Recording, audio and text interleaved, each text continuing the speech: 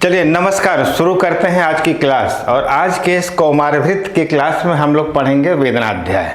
वेदनाध्याय निसंदेह एक बहुत ही महत्वपूर्ण टॉपिक है। कौमारभृत और काश्यप दोनों को कहें तो वेदनाध्याय काश्यप संहिता का मौलिक देन है ना। ये बहुत इंपॉर्टेंट पॉइंट होगा। काश्यप संहिता का मौलिक देन जब हम देखते हैं तो उसमें वेदनाध्याय को भी हम काउंट करते हैं। चलिए देखते हैं वेदनाध्याय कहाँ से है, कैसे है, कौन कौन सी व्याधियाँ इसमें मिलेंगी।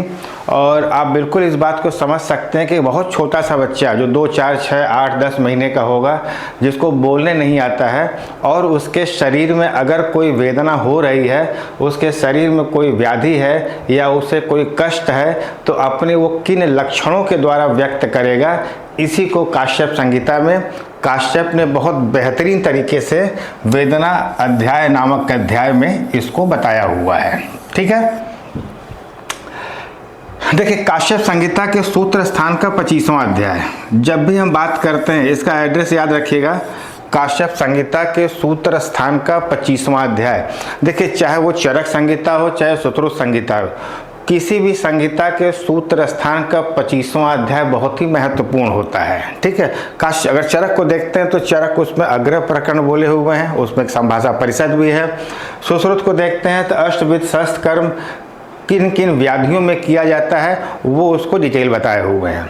तो आप काश्यप वेदनाध्याय काश्यप संहिता सूत्र स्थान का 25वां अध्याय। यहाँ कहते हैं कि जो दारुवाह द्वारा प्रेरित है, आपको गाइड में भी प्रश्न मिल जाएगा कि काश्यप संहिता का कौन सा अध्याय दारुवाह द्वारा प्रेरित है। ऐसा मानते हैं कि आचार्य हैं, उन्होंने प्रेरित किया था, उनसे प्रेरणा लेके आचार्य काश्यप ने 25वें अध्याय में सूत्र स्थान के 25वें अध्याय में वेदना अध्याय को बताया है। लगभग 35 व्याधियाँ देखिए इसकी संख्या कुछ कम ज़्यादा आपको मिल सकती है, 1, 2 इधर उधर, बट हमें काउंट करने पर 35 मिला था। और शायद इस नोट्स में 35 व्याधियाँ ही हैं जिनको इनके उनको पूर्व रूप भी कह सकते हैं या लक्षण, दोनों कह सकते हैं। कोई बहुत एग्जैक्ट सवाल यहाँ से नहीं बनेगा कि पूर्व रूप बताया गया कि लक्षण बताया गया है। एक स्टेटमेंट लिखने के लिए कह दिया गया कि लगभग 35 व्याधियों के पूर्व रूप अथवा उनके लक्षण का वर्णन यहाँ पर मिलता है। अब हमारा जो अगला सवाल बनता है वो इसी आधार पर बनता है कि एक दो लक्षणों को दे देंगे और बोलेंगे कि वेदना अध्याय में या काश्यप के अनुसार, या कई बार ऐसा होता है कि वो आपको इंडिकेट नहीं करते हैं कि वेदना अध्याय से सवाल पूछा गया कि कहाँ से पूछा गया है। आपको प्रश्न देखकर पहचानना होता है कि ये प्रश्न काश्यप संहिता से पूछा गया है, कहाँ से पूछा गया है। ठीक है, चलिए आइए शुरू करते हैं। इस टॉपिक को हम लोग 2 लेक्चर में कंप्लीट करेंगे। निसंदेह टॉपिक थोड़ा बड़ा भी है, इसमें चीज़ें आपको हमें समझाना भी ज़्यादा है। सबसे पहले अगर देखिए तो आपको मिलता है सिरसूल। अगर कोई छोटा बच्चा, कोई बालक जो बोल नहीं सकता है कि हमें सिरसूल हो रहा है या सर में दर्द हो रहा है, तो वो अपने किस एक्टिविटी से बताएगा, वो क्या करेगा, इसी को यहाँ पर समझना है। देखिए लिखा है भृशम शिरः स्पंदयति। पहला पॉइंट, एकदम एक एक शब्द को बहुत सलीके से ध्यान दीजिएगा और मार्क करिएगा। भृशम शिरः स्पंदयति। भृशम शिरः स्पंदयति मतलब होता है बालक, भृशम मतलब होता है बार बार बालक अपने सर का स्पंदन करेगा, सिर को हिलाएगा, है ना। तो भृशम शिरः स्पंदयति। दूसरा आपको मिलता है निमीलयति चक्षुषी। निमीलयति चक्षुषी, और वो बार बार अपने आँखों को बंद करेगा। ठीक है, और एक बहुत प्यारा सवाल निकल के आया था, यहाँ लिखा हुआ है अवकूजयति अरतिमानम। ठीक है, हाँ ठीक, अवकूजयति अरतिमानम और अस्वप्नश्च लिखा हुआ है। देखिए पूरे श्लोक को कंप्लीट करने की जरूरत नहीं है, क्योंकि वहाँ वही लिखा हुआ कि इसको हम सिरसूल कहते हैं, जिसको हमने आगे बता दिया है। तो आप सिरसूल के लक्षण को पहचानिएगा। भृशम, हाँ मैंने हिंदी नीचे लिखा हुआ है, सिर को बहुत बार हिलाना, आँखों को बंद कर लेना, और अवकूजन। अवकूजन मतलब होता है बालक मुंह से कुछ अस्पष्ट शब्द को बोलेगा, कूजन कहते हैं उसको। तो भृशम शिरः स्पंदयति निमीलयति चक्षुष और अवकूजयति। अच्छा, इसको थोड़ा आप तुलना कीजिए, जैसे हम लोग का भी अगर सर बहुत तेज दर्द करता है और कोई पूछा क्या हुआ है तो क्या कहते हैं, बहुत तेज सर दर्द कर रहा है। बहुत तेज में देखिए दोनों चीज़ें आ गई हैं, एक तो सिर को हम स्पंदन करते हैं, दूसरा ये बोलते समय अपनी आंखें खुद बंद कर लेते हैं और वो शब्द हम बहुत स्पष्ट नहीं बोल पाते हैं, कुछ न कुछ मुंह से हम बोलते हैं जिससे वो सामने वाला समझ जाता है कि इसको सिरसूल हो रहा है। तो ये तीन बातें यहाँ से ध्यान रखिएगा। अरति मतलब व्यथा से पीड़ित होना, अस्वप्न मतलब जिसको सिरसूल हो रहा है उसको स्वप्न कहाँ से आएगा, वो नींद कहाँ से ले पाएगा। ये सारी बातों को आप यहाँ पर ध्यान रखिएगा। दूसरी बात आती है कर्ण वेदना। कर्ण वेदना को थोड़ा समझिए। बालक के कान में दर्द हो रहा है तो बालक अपने हाथ से क्या करेगा, उस कान को बार बार छुएगा। तो यही लिखा हुआ कर्णो स्पृशति हस्ताभ्याम, कर्णो स्पृशति हस्ताभ्याम, पहला पॉइंट। और दूसरा बहुत पूछा जाता है सवाल, शिरो भ्रमयति भृशम, बहुत बढ़िया पॉइंट है, शिरो भ्रमयति भृशम, शिरो भ्रमयति भृशम। देखिए भृशम शिरः स्पंदयति होता है शिरसूल के लिए, और शिरो भ्रमयति भृशम मतलब बालक के सिर में बार बार, हाँ देखिए लिखा है ना, शिरो भ्रमयते भृशम, सिर को बार बार हिलाना। यहाँ भी बात वही है, यहाँ भी बात यही है, लेकिन दोनों के श्लोक में अंतर है। यहाँ भृशम शिरः स्पंदयति है तो आप स्पंदन से स मान लीजिएगा शिरसूल, और अगर स नहीं भ्र आपको मिला है, भ्र से आप मान लेते हैं कर्ण वेदना। शिरो भ्रमयति भृशम, बेटा सब ध्यान रखिएगा, शिरो भ्रमयति भृशम इसका मतलब वही है, सिर को बार बार हिलाना। हम भ्रम से याद रखें, क्या याद रखेंगे, जैसे हम कहीं जाते रहते हैं तो मुझे भ्रम होता है किसी ने बुलाया, मेरा नाम लिया। आप लोग फील किए हों कि रास्ते में जा रहे हो तो लगता है कि मेरा नाम ले कोई बुला रहा है। तो जब भ्रम वाली स्थिति होती है तो कर्ण से इसको कनेक्ट कर लीजिएगा और आप इसे कभी गलत नहीं करेंगे, ठीक है। तो ध्यान रखिएगा, कर्ण को हाथ से स्पर्श करना, ये आपसे पूछा भी नहीं जाता और समझ में भी आ जाता है। बट शिरो भ्रमयति भृशम, मुझे भ्रम हुआ है, मेरे कान में आवाज़ आई है, कर्ण से याद कर लीजिए कर्ण वेदना, और भ्रम से आप इसको सही कर लेंगे जो है, ठीक है। कर्ण को हाथ से स्पर्श करना और सिर को बार बार हिलाना।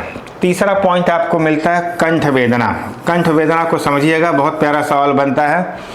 कहते हैं पीतम उदगीर्यति स्तन्यम, पिए हुए दूध को बाहर निगल देना, ठीक है। पीतम उदगीर्यति स्तन्यम और विष्टम्भी श्लेष्म सेवनात्, विष्टम्भी श्लेष्म सेवनात्। और ये सवाल आपसे पूछा गया था, ईसत ज्वर अरुचि ग्लानि, ईसत ज्वर और अरुचि के साथ ग्लानि।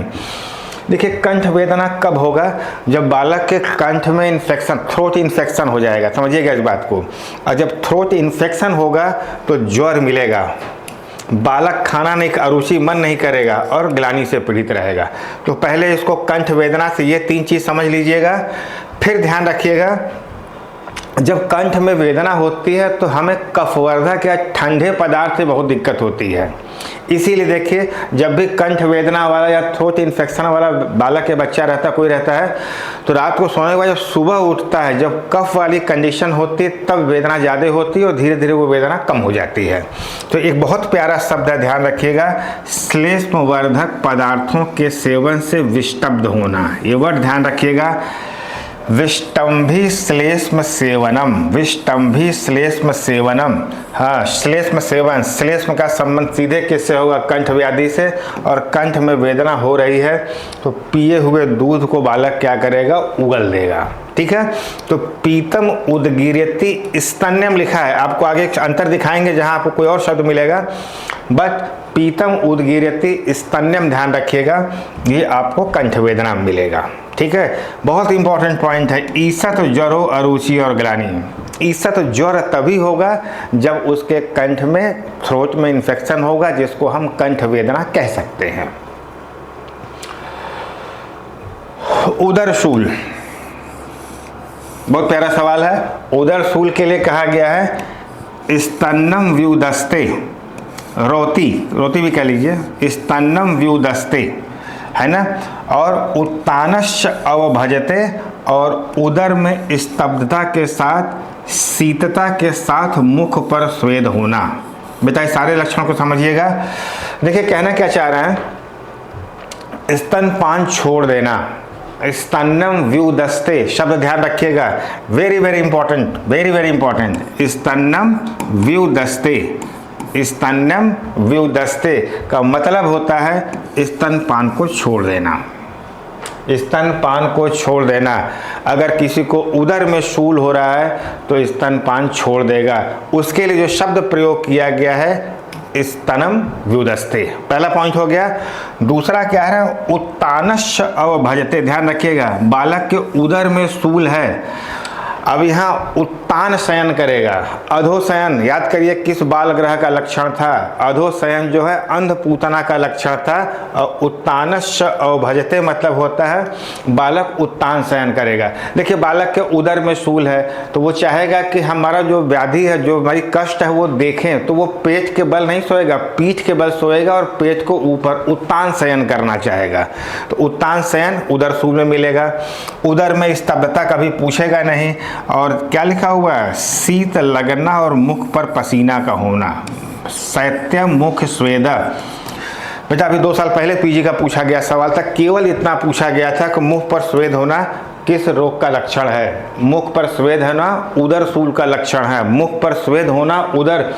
देखिए है क्या, बात उदर की चल रही है और संबंध किससे हो रहा है, मुख स्वेद से हो रहा है। तो पॉइंट को ध्यान रखिएगा। वैसे भी उदर का, पेट का मामला जब भी आता है पसीना तो बहाना ही पड़ेगा, तो पेट को पसीने से कनेक्ट कर लीजिए। और आप हमेशा के लिए ध्यान रखिएगा कि मुख स्वेद किसका लक्षण होता है, उदर शूल का लक्षण होगा। तो तीनों लक्षणों को एक बार फिर देख लेते हैं। पहला स्तन्यम व्युदस्ते, हम बार बार शब्द इसलिए बोल रहे हैं कि आप व्यू में ऊ लगा है, यहाँ भी ऊ है, किसी भी तरह पढ़ते समय आप किसी भी तरह से किसी को कनेक्ट कर सकते हैं। उत्तान, ऊ से उत्तान है, ऊ से उदर है, और साथ में शीतता के साथ साथ मुख पर स्वेद होना, ये आपको लक्षण किसका मिलता है, उदर शूल का मिलता है। उदर शूल के आगे बढ़ें तो अगली आपको व्याधि मिलती है जिसको कहते हैं मुख रोग। मुख रोग को भी लगभग चीज़ें हमको समझ में आ रही हैं। देखिए लाला श्रावम अत्यर्थम मुख रोग हुआ है। मुख रोग का संबंध यहाँ मुख पाक से होगा या मुख में छाले पड़ जाने से संबंधित होगा। कोई छोटा बालक है, बहुत बड़ा मुख रोग तो होगा नहीं। उसको अगर समझने का प्रयास करें तो लाला श्रवणम अत्यर्थ है। देखे होंगे मुंह पे छाले हो जाते हैं, अल्सर हो जाता है तो मुंह में बार बार क्या होता है, लाला स्राव होता है। तो लाला श्रावम अत्यर्थम। और यहाँ देखिए पीजी का आया हुआ सवाल है, स्तन द्वेष अरति व्यथा। स्तन द्वेष, स्तन्य दोष नहीं है, स्तन द्वेष। स्तनपान नहीं करेगा भाई, स्तनपान करते समय उसको मुख लगाना पड़ेगा और मुख पर क्या है, छाला हुआ है तो स्तनपान नहीं करेगा। दूसरा क्या होगा, पीतम उदगीर्यति क्षीरम। अब देखिए थोड़ा सा आपको कनेक्ट करना पड़ेगा, निसंदेह टॉपिक बहुत इंटरेस्टिंग भी है और मिलता जुलता भी होगा। नासा श्वासी, बालक के मुख में क्या हुआ है, बालक के मुख में रोग है तो क्या करेगा, मुख से श्वास नहीं लेगा बल्कि नाक से सांस लेगा। मुंह वाला रास्ता बंद है, लाला स्राव है, मुंह खोल नहीं पा रहा है, मुंह में है छाला पड़ा हुआ है, तो बेचारा क्या करेगा, मुंह को बंद ही रखना चाहेगा और सांस किससे लेगा, नासा से सांस लेगा। अब यहाँ 2 चीज़ें आपको समझनी होगी जो बहुत महत्वपूर्ण है। स्तनम द्वेषः पीतम उदगीर्यति क्षीरम, ध्यान रखिएगा। क्यों ध्यान रखना होगा, पिए हुए दूध को उगल देगा, पिए हुए दूध को उगल देगा। अब इसके पहले हमने आपको क्या दिखाया था यहाँ पर, स्तन्यम, हाँ पीतम उदगीर्यति स्तन्यम, यहाँ है पीतम उदगीर्यति क्षीरम। अब स्तन्यम और क्षीरम को कैसे अलग अलग करेंगे, क्योंकि भाव तो दोनों का एक ही आ रहा है। तो जब कंठ वेदना होता है तो पीतम उदगीर्यति स्तन्यम होगा, और जब मुख रोग होगा तो पीतम उदगीर्यति क्षीरम होगा। तो हम एक छोटा सा कनेक्शन बनाए हुए थे, मूंछ याद कर लीजिए। मूंछ, लोग कहते हैं मूंछ, भाई दूध पिएगा मूंछ पर लगेगा। मूंछ से फायदा क्या होगा, जब आपको यहाँ क्षीर शब्द मिलेगा, ठीक है वो छ अलग है या छ अलग है तो कोई मतलब नहीं, जब यहाँ क्षीर शब्द मिल जाएगा तो हम क्या कर लेंगे, मुंह से कनेक्ट कर लेंगे और हमारा उत्तर हो जाएगा मुख रोग। अब आप खुद सोचिए, अगर पूछा गया पीतम उदगीरति क्षीरम, तो छ से मुंह छ से आप कनेक्ट कर लीजिएगा, मुख रोग होगा। और अगर पूछा जाए आपसे कि पीतम उदगीरति स्तन्यम, तो कंठ वेदना में था ही, जो जब कंठ वेदना होगा तो बालक क्या करेगा, वैसे भी पिए हुए दूध को बाहर उगल देता है। ठीक है, तो इससे आप थोड़ा अलग अलग कर सकते हैं। पीतम उदगीरति क्षीरम मुख रोग के लक्षण में आ जाएगा। ठीक, स्तन से द्वेष करेगा, पिए हुए दूध को उगल देता है और नासा से श्वास लेता है। चलिए, अगर आपको मेरी क्लास अच्छी लगी हो और आप पीजी प्रिपरेशन के लिए इंटरेस्टेड हैं तो आप अपना नाम, कॉलेज का नाम और बैच का नाम इस दिए गए नंबर पे व्हाट्सएप कर दीजिए, आपको डेमो बैच में ऐड कर दिया जाएगा। Thank you.